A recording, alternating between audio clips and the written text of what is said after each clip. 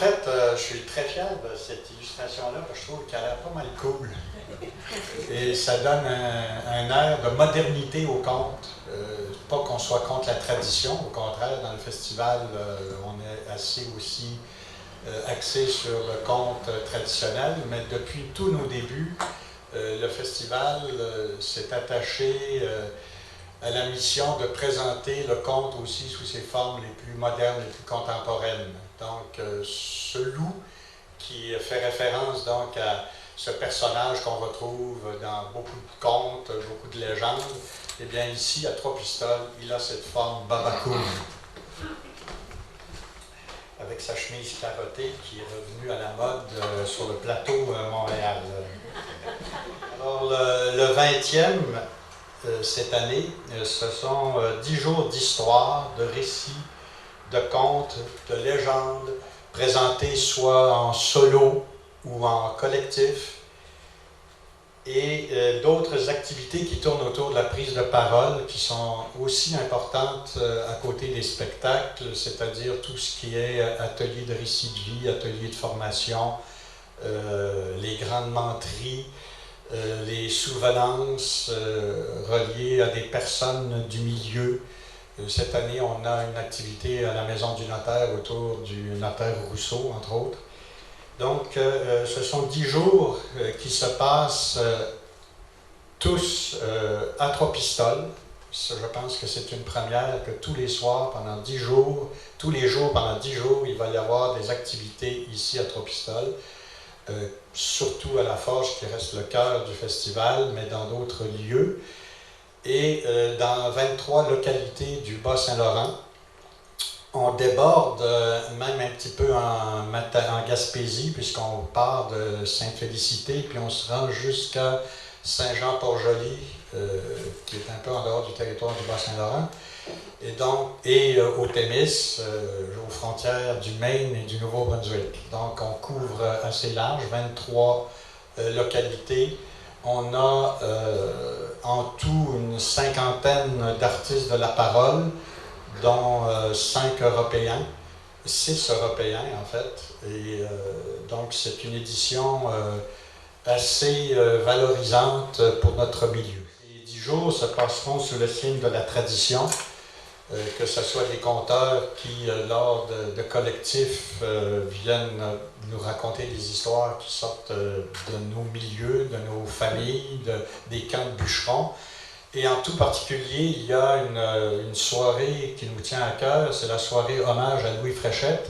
Vous savez, Louis Fréchette, cet écrivain du Québec, cet écrivain québécois du 19e, qui a passé beaucoup de temps à ramasser, à cueillir, collecter des histoires auprès des conteurs du 19e, alors que le conte était très vivant.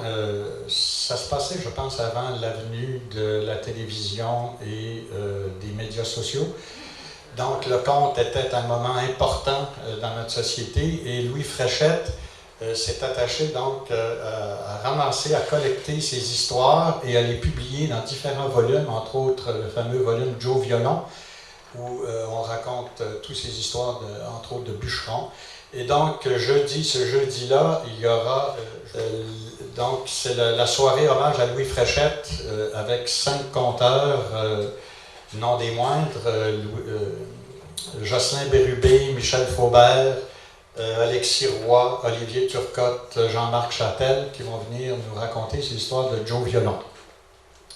Et aussi, sous le signe de la modernité, parce qu'à côté de ces passeurs de tradition, eh bien, nous aurons ici les forgerons d'histoire contemporaine qui vont donc créer, à partir de leur propre création, nous raconter des histoires en prise sur les réalités contemporaines.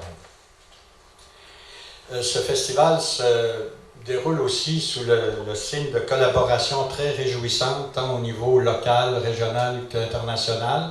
Juste pour vous donner quelques idées, il y a l'institution Wallonie-Bruxelles qui subventionne les voyages de 3 conteurs de Belgique. Il y a aussi la compagnie de Myriam Pélican qui met l'épaule à la roue et qui paye les voyages des conteurs français. Il y a la maison d'édition, ça c'est une toute nouvelle que j'ai appris hier. On travaillait là-dessus depuis plusieurs mois, mais ça a été confirmé hier. La maison d'édition française Oui Dire, qui est une maison d'édition de disques consacrée aux récits, aux histoires et aux contes, qui vont venir ici enregistrer le marathon pendant notre journée marathon du 1er octobre. Alors, oui, ils viennent ici afin de laisser des traces de cet événement important. Un événement important, vous le savez, ceux qui étaient ici, et ceux et celles qui étaient ici lors de la conférence pour lancer le marathon, eh bien, nous avons invité 20 compteurs plus taxes, parce que finalement, ils sont 23. Donc, 20 compteurs qui se multiplient, qui sont rendus à 23, puis là, on essaie d'arrêter ça parce qu'ils veulent tous venir. Donc, 23 compteurs québécois qui viennent et qui ont marqué l'évolution du conte au Québec. Et je pense que c'est important de laisser des traces parce que ça montre aussi l'implication du festival dans la dynamique du renouveau du conte au Québec, puisque tous ces conteurs sont déjà venus à la Forge à Bérubé pour conter leur histoire.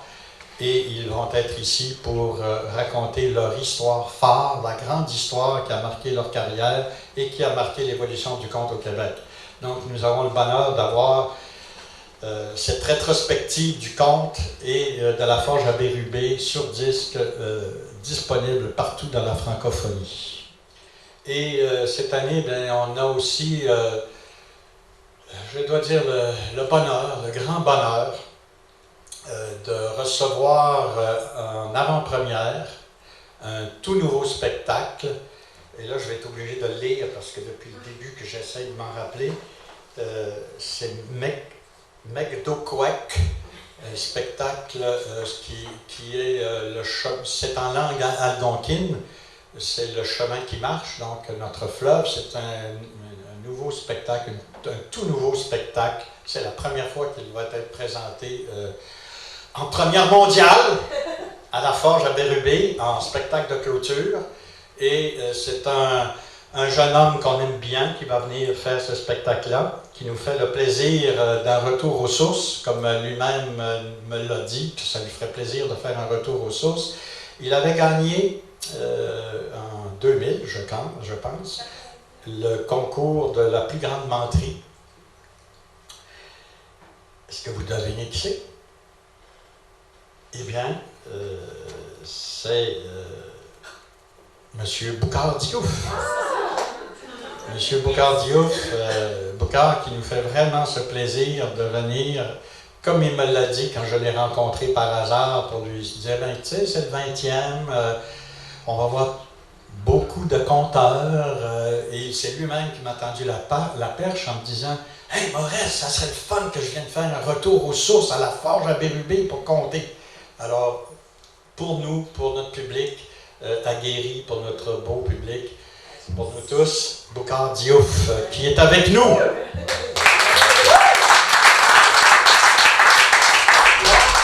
Après avoir gagné le concours de la plus grande menterie de 3 pistoles, oui, pourtant mon grand-père disait, le mensonge a beau faire comme 2 semaines de route, la vérité finit par le rattraper en une journée. Alors je reviens à 3 pistoles pour un spectacle d'1 heure intitulé Mekdokwek, le chemin qui marche.